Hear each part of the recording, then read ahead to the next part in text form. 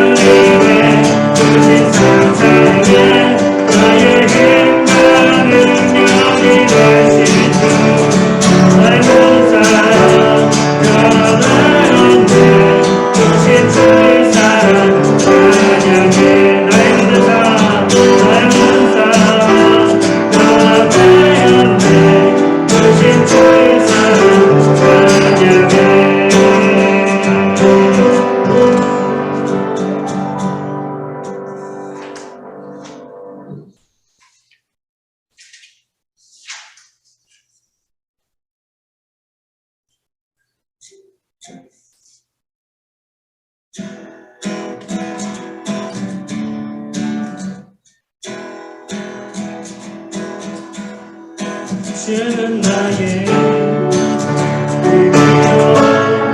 주는 나의 예외요 주는 나의 예외요 영원히 주를 의지하리 영원히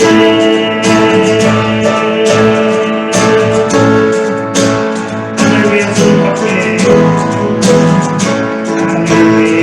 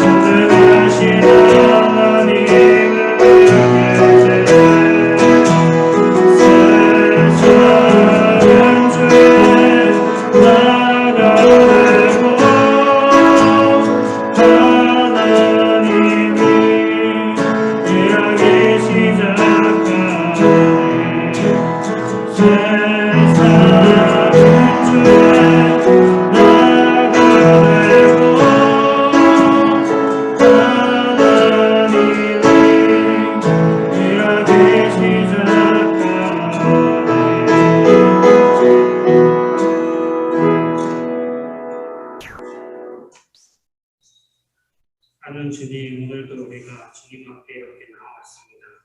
주님 이렇게 함께 찬양하고 기도하는 이 순간 주님께서 이렇게 함께 계신 줄 믿습니다.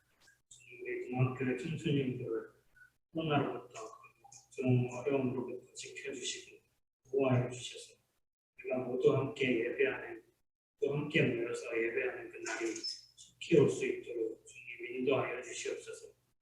감사드리며 이 모든 말씀 주 예수 그리스도로 드립니다.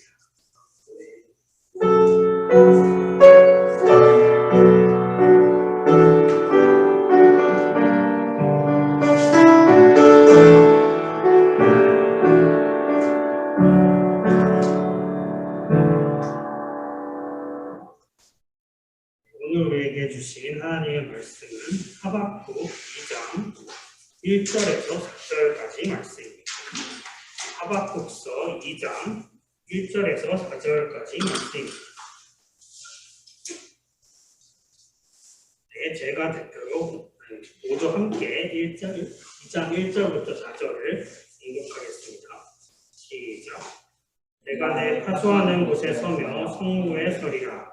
그가 내게 무엇이라 말씀하실는지 기다리고 바라보며 나의 질문에 대하여 어떻게 대답하실는지 보리라 하였더니 여호와께서 내게 대답하여 이르시되 너는 이 묵시를 기록하여 하늘색 명백히 새기되 달려가면서도 읽을 수 있게 하라. 이 묵시는 정한 때가 있나니 그 종말이 속히 이르겠고 결코 거짓되지 아니하리라. 비록 더딜지라도 기다리라. 지체되지 않고 반드시 응하리라. 돌아 그의 마음은 교만하며 그 속에서 정직하지 못하나 의인은 그의 믿음으로 말미암아 살리라. 네, 오늘은 의인은 그의 믿음으로 말미암아 살리라 이 제목으로 말씀을 함께 나누려고 합니다.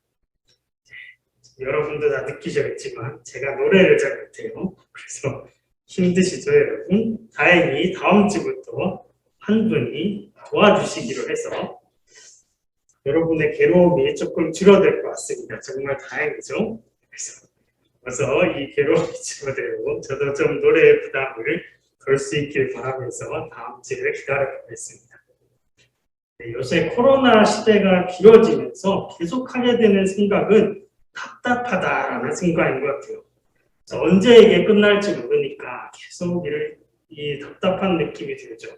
그리고 해결책이라고 뭔가 생각했던 것들이 이제 나왔다 싶으면 변이가 나와서 우리를 또 괴롭게 합니다. 이렇게 답답한 코로나19 시대가 계속되고 있죠. 근데 이거 외에도 우리를 답답하게 하는 것들이 있는데 이런 것들입니다.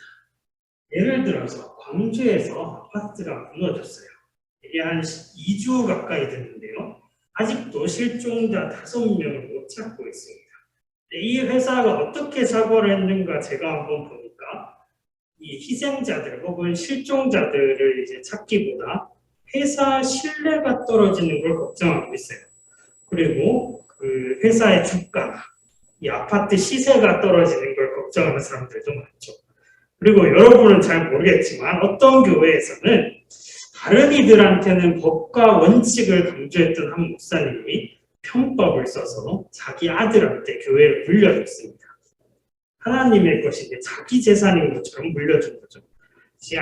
그런데 여기에 대해서 한국교회는 몇 년 전에 이 비슷한 사건이 하나 있었는데 그 사건과 마찬가지로 이 불의에 침묵하거나 무관심했습니다. 이게 정말 답답한 상황이죠. 오늘 말씀의 예언자인 하박국 역시 이런 답답한 상황에 살아가고 있어요.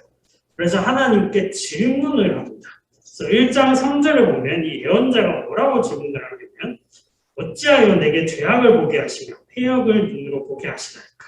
겁탈과 강포가 내 앞에 있고 변론과 분쟁이 일어났나이다. 라고 이렇게 질문을 하기 시작합니다. 그리고 또 악인이 의인을 에워싸서 정의가 굳게 행해지고 있습니다. 라고도 지적을 하고 이게 지금 그래서 누가 악인인가 생각해 볼 때 1장 4절에 보면 율법이라는 언급이 있어요. 그래서 이게 이스라엘 내부의 상황을 가리키는구나. 우리가 이제 상상해 볼 수 있죠. 그래서 이 하박국이 속한 공동체인 이스라엘 안에서 불의가 만연한 겁니다. 그래서 하나님께 질문하죠. 하나님 왜 이런 악에 대해 침묵하십니까? 왜 듣지 않으십니까? 이렇게 질문하는 겁니다. 그러자 하나님의 답변이 이어져요. 이 하나님의 답변이 하박국이 언제쯤 살았을까를 좀 추정해 볼 수 있게 해주는데요. 그래서 1장 6절에 보면 하나님이 갈대아 사람을 일으키셨다고 해요. 그래서 이 표현은 대체로 이후에 유다 왕국을 멸망시키고 포로로 잡아가는 신바벨로니아 제국이라는 걸 가리켜요. 별로 궁금하진 않지만요. 어쨌든 하나님의 대답은 이 바벨론을 통해서 불의한 유다 왕국을 심판하겠다. 이런 대답이 되는 거예요. 그래서 하박국이 이 대답을 듣고 잠시 뭐 그럴 수 있죠. 이런 식으로 이제 수긍을 하다가 다시 질문을 시작합니다. 그게 이제 1장 12절부터인데요. 그래서 거기에 보면 아니 근데 왜 하필 이 바벨론 사람들입니까? 이 사람들은 우리보다 더 큰 악을 자행하는 사람들이 아닙니까? 어찌하여 이 바벨론도 악을 행하는 사람들인데 혹은 더한 악을 행하는 사람들인데 왜 이 사람들에 대해서 침묵하십니까? 잠잠하십니까? 이렇게 또 질문을 합니다. 우리가 생각해봐도 좀 질문이 생기죠. 이 문제 하나를 풀었는데 수능에서 2점짜리를 풀었는데 4점짜리가 기다리고 있는 그런 상황이에요. 그래서 이 하나님의 방식에 대해서 문제를 제기하고 싶어지는 거죠. 아니 그러면 저 바벨론 사람들은 누가 심판할 것인가? 이런 질문이 생기는 거예요. 그래서 하박국 예언자가 되게 당돌한 모습으로 기다립니다. 어떻게 기다리냐면 마치 적군을 감시하는 파수꾼처럼 하나님의 대답을 주시하고 있어요. 그래서 이거에 대해 다시 하나님이 응답하는 부분이 2장 2절과 3절인데요. 여기에 보면 너는 이 묵시를 기록하여 판에 명백히 새기되 달려가면서도 읽을 수 있게 하라. 혹은 이걸 읽는 자가 달릴 것이다 라고 번역해요. 이 묵시는 정한 때가 있나니 그 종말이 속히 이르겠고 결코 거짓되지 아니하리라. 비록 더딜지라도 기다리라. 지체되지 않고 반드시 응하리라. 그래서 이 말을 좀 쉽게 풀면 이런 식이에요. 내가 지금 어떤 말을 할 건데 네가 받은 말을 누구나 알아볼 수 있도록 판에 잘 새겨둬라. 이 일은 때가 되면 반드시 이루어질 것이다. 느려 보일 수 있지만 반드시 이루어질 것이다. 그러면 이 반드시 이루어지고 꼭 새겨둬야 할 이 말의 내용은 뭔가? 그게 2장 4절의 말씀입니다. 우리 이번에 온 이한이가 이 화면에 나오는 2장 4절 말씀 한번 그래요. 제가 읽을게요. 보라, 그의 마음은 교만하며 그 속에서 정직하지 못하나 의인은 그의 믿음으로 말미암아 살리라. 여기에 보면 못하나 여기에 그러나가 숨어있죠. 그래서 이 그러나를 풀어서 이 문장을 다시 구성해 보면 이렇게 돼요. 악인은 교만하며 정직하지 못하다. 그래서 생략된 건 그래서 죽을 것이다. 그러나 의인은 그의 믿음 혹은 신실함으로 인해 살 것이다. 이 구절 뒤에 보면 악인에 대한 심판의 내용이 쭉 나오는데요. 5절에서 이제 20절까지 뭐뭐한 자는 화 있을진저, 예수님도 쓰시는 표현 중 하나인데 저주의 표현이기도 해요. 그래서 이런 사람들은 이런 식으로 행동의 대가를 치를 것이다. 그러니까 하나님께서 악인들의 횡포를 결코 내버려 두지 않고 그 악에 대한 대가를 반드시 치르도록 하실 것이다. 악을 심판하실 것이다. 이런 내용이 이어져요. 근데 이 2장 4절의 후반부인 의인이라는 말을 보면 어떤 사람들은 약간 물음표가 떠오를 겁니다. 왜냐하면 아주 유명한 우리가 자주 봤던 말씀 중 하나가 의인은 없나니 흙도 없다라고 했던 이 바울의 말이 있었거든요. 이게 아주 틀린 말은 아닌 게 우리가 만약에 도덕이라는 안경을 딱 끼고 주변을 다 둘러본다고 칩시다. 그러면 완전 무결한 사람이 있는가? 정말 하늘의 별따기겠죠. 근데 바울이 다른 곳에 보면 창세기의 한 구절에 되게 관심을 보여요. 갈라디아서에서 그런데요. 그 구절이 창세기 15장 6절입니다. 거기 보면 아브라함이 여호와를 믿으니 여호와께서 이를 그의 의로 여기셨다라고 해요. 그래서 이 구절이 어떤 상황에서 이제 나오는 말인가 하면 아브라함이라는 사람이 나이가 엄청 많이 들었는데 아직도 자녀가 없는 거예요. 근데 하나님이 분명 자녀를 주시겠다고 했거든요. 근데 현실적으로 상황을 보니까 내가 나이가 많아가지고 자녀가 생길 것 같지 않은 거예요. 근데 이 상황에 하나님이 이제 아브라함을 밖으로 이렇게 데려오시면서 이렇게 얘기하십니다. 너는 저 하늘의 별을 봐라. 네 자손이 저렇게 많게 해줄 것이다. 이런 약속을 하신 거예요. 현실적으로 보면 정말 이게 가능성이 거의 제로에 가깝죠. 여러분이 이제 나이가 한 80, 70 정도 됐다고 치고 이제 네 부부 사이에서 자녀를 낳을 것이다 라고 하면 현실 감정 없겠죠. 그런데 이거에 대해서 아브라함이 하나님을 믿었다라고 하는 게 이 구절의 요지입니다. 이 구절은 그냥 단순하게 잠시 하나님을 살짝 믿었다가 나중에는 안 믿고 이런 느낌이 아니라 하나님의 약속에 대해서 삶으로 반응했다라는 이런 의미예요. 왜냐하면 이 반응은 앞으로 자녀가 생길 것인지 안 생길 것인지 알 수 없는데 하나님이 하실 걸 믿고 계속 기다리겠다는 말이거든요. 그래서 믿음이라고 표현되지만 사실 삶까지 걸려 있습니다. 그래서 아브라함이 이제 이후에 보면 다른 선택지를 살짝 이제 택하기도 하고 좀 흔들리기도 하는데 마지막에는 결국 하나님의 약속을 믿고 기다리고 이게 이 아브라함의 삶의 이야기를 완전 바꿔놓습니다. 그래서 오늘 말씀에서 의인이 그의 믿음으로 말미암아 산다라고 했을 때도 이 믿음도 그래 잠시 믿어보자 한번 믿어보자 이런 믿음이 아니라 상황이 변하고 요동치는데도 계속해서 하나님을 신뢰하려는 삶 이런 걸 의미합니다. 그래서 하나님 안에서 살아가려는 삶이라고 할 수 있죠. 그러면 하나님 안에서 살아가는 믿음으로 살아가는 삶은 어떤 삶인가? 이걸 이 하박국이라는 책에 비추어서 3가지 정도를 생각해 볼 수 있는데요. 자, 아까 하박국의 기본적인 배경이 이스라엘이라는 공동체 안에도 불의가 가득하고 밖에도 불의와 악이 가득해 보인다. 이런 상황이었어요. 우리가 마치 아까 교회 안에도 뭐 세습하는 문제가 있고 교회 밖에도 불의가 가득한 문제가 있다. 이런 것과 비슷한 거죠.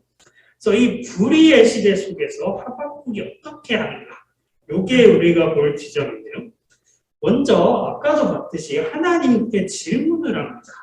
우리는 주로 하나님께 질문을 하지는 않죠. 근데 이 사람은 하나님께 질문을 해요. 그래서 악이 행해지는 현실을 이렇게 보고 가만히 넘어가지 않는 겁니다. 하나님이 악을 심판하시는 분이다라는 걸 확실히 믿기 때문이죠. 그래서 질문합니다. 하나님 왜 가만히 계십니까? 하나님 왜 침묵하십니까? 왜 내버려 두십니까? 사실 우리는 뭔가 질문하고 이런 걸 그렇게 좋아하는 문화는 아니죠. 예를 들어 뭐 수업 시간이 끝나가는데 질문하는 친구를 보면 우리 마음이 참 어려워지잖아요. 얼른 쉬고 싶고. 근데 심지어 교회에서 질문을 한다. 이것도 뭔가 좀 마음이 쉽지 않아요. 뭔가 의심하는 것 같고 뭔가 이상하게 느껴지죠.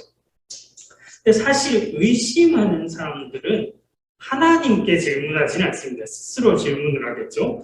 그런데 신뢰하기에 질문이 가능합니다.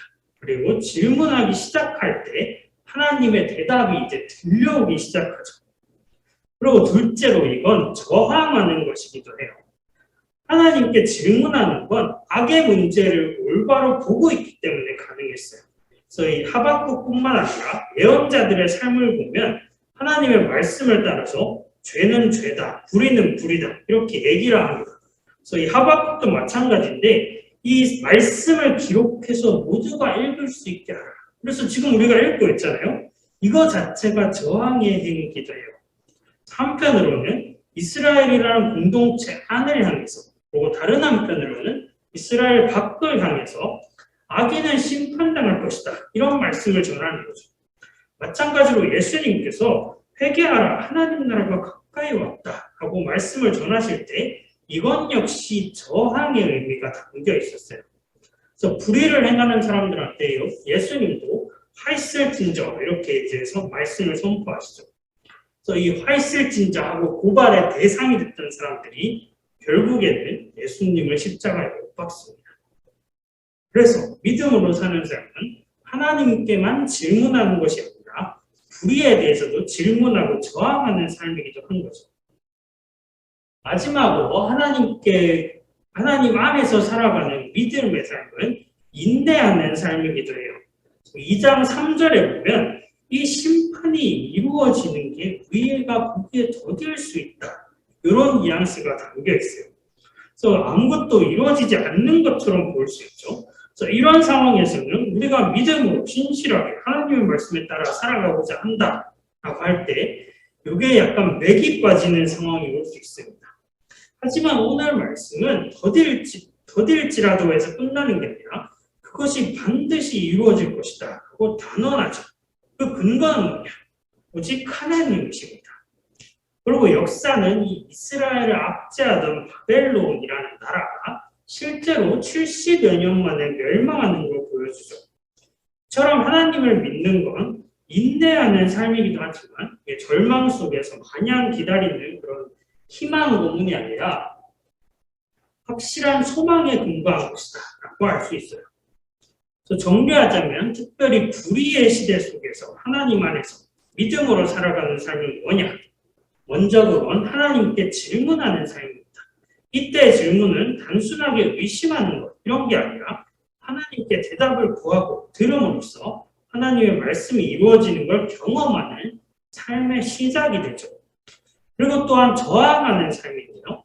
하나님의 대답, 그러니까 불의에 대한 심판이 확실하기 때문에 불의가 있더라도 이거 어떻게 안 될 거야 라고 이제 포기하지 않고 침묵하지 않고 저항할 수 있는 것입니다. 그리고 마지막으로 이건 인내하는 삶인데 이 인내는 아무 근거 없이 그냥 기다리는 게 아니라 확실한 근거, 하나님과 하나님의 약속이라는 확실한 소망으로 인해 인내할 수 있죠. 그리고 하박국서의 마지막은 이러한 삶의 결정체를 보여주는데요. 마지막에 보면 이 하박국이 심판의 환상을 본 다음에 이렇게 노래합니다. 비록 무화과 나무, 포도나무, 감람나무에 열매가 없고 밭에 먹을 것이 하나 없고 우리와 외양간에 소와 양이 없을지라도 이렇게 아무런 소망이 보이지 않는 때가 찾아오더라도 나는 하나님으로 말미암아 즐거워하고 기뻐하리로다. 그래서 믿음으로 사는 삶, 질문하고 저항하고 인내하는 이 삶의 한가운데는 모순적으로 보이지만 즐거움과 기쁨이 가득해요. 이건 하나님께서 함께 하시기 때문이에요. 하나님은 신뢰하면서 걷고자 하는 이들에게 힘을 주시고 평안을 주셔서 이 삶을 살아낼 수 있게 인도하세요. 우리의 힘으로는 이 앞의 세 가지에 말하는 이 삶이 과제처럼 느껴질 수 있지만 하나님과 함께 걸어갈 때 그분이 우리가 넘어지더라도 다시 일으키시고 위로해 주시고 또한 세상을 변화시켜 나갈 것을 믿기 때문에 그래서 기쁘고 즐겁게 나아갈 수 있습니다. 오늘 이 하박국서의 말씀을 기억하면서 우리 동암교회 청소년부, 지체대 모두가 이 믿음으로 하나님과 동행하며 살아갈 수 있기를 간절히 소망합니다. 기도하겠습니다. 사랑하는 주님, 오늘 하박국의 말씀을 통해 우리의 시대 속에서 믿음으로 살아가는 삶이 어떤 것인지를 배웁니다. 주님, 우리는 잘 질문하지 않지만 주님 불의를 보며 하나님께 질문하면서 그것이 믿음을 더 깊게 하고 하나님과의 관계를 더 깊게 하는 삶임을 배웁니다. 그리고 불의에 침묵하는 것이 아니라 저항하는 것이 하나님께서 우리를 이 땅에 보내시고 하나님 나라를 함께 이루어나가시겠다고 약속하신 것의 뜻임을 깨닫습니다. 또한 인내하는 삶, 하나님의 약속이 더디고 보이지 않을지라도 인내하면서 기다리는 그 삶이 믿음으로 살아가는 삶임을 배웁니다. 주님, 우리가 하나님과 함께 동행하면서 이 삶을 과제로 느끼는 것이 아니라 함께 즐기고 기뻐하면서 걸어가는 그런 동암교회 청소년부가 될 수 있게 인도하여 주시옵소서. 모든 말씀 우리 주 예수 그리스도 이름으로 기도드립니다. 네. 기도문 하시고 예배 마치겠습니다. 하늘에 계신 우리 아버지, 아버지의 이름을 거룩하게 하시며 아버지의 나라가 오게 하시며 아버지의 뜻이 하늘에서와 같이 땅에서도 이루어지게 하소서. 오늘 우리에게 일용할 양식을 주시고 우리가 우리에게 잘못한 사람을 용서하여 준 것 같이 우리 죄를 용서하여 주시고 우리를 시험에 빠지지 않게 하시고 악에서 구하소서. 나라와 권능과 영광이 영원히 아버지의 것입니다.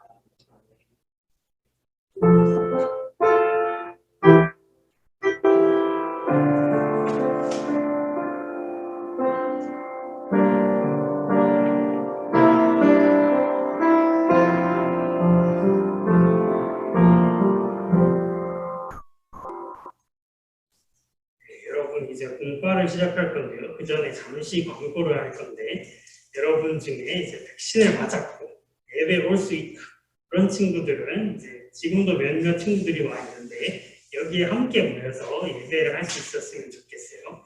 그리고 제가 수련회를 기획하고 있는데 메타버스로 하는 수련회를 한번 해보려고요. 그래서 이제 열심히 공부하고 있는데요. 이제 공부가 끝나는 대로 이제 할 수 있다고 생각하는 대로 함께 수련회를 모여서 즐겁게 교제하고 또 하나님을 누리는 그런 시간이 되었으면 좋겠습니다. 그러면 이제 나눠서 이제 공과를 한번 해볼게요. 잠시만요.